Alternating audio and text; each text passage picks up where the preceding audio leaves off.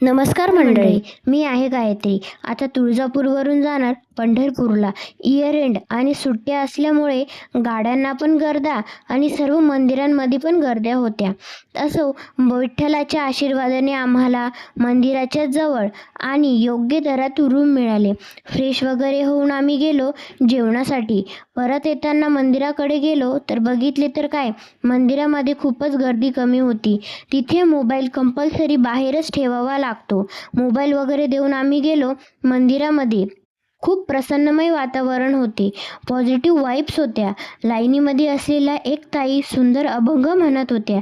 त्यांच्या मागे मागे आम्हीही अभंग म्हणत म्हणत आपल्या विठ्ठलाचे मस्त छानपैकी दर्शन केले. त्यानंतर आम्ही विष्णुपद मंदिर, गोपाळपुरा मंदिर, गजानन महाराज मठ, पुंडलिक मठ, चंद्रभागेचे दर्शन वगैरे सर्व मंदिरे छानपैकी दर्शन घेतले.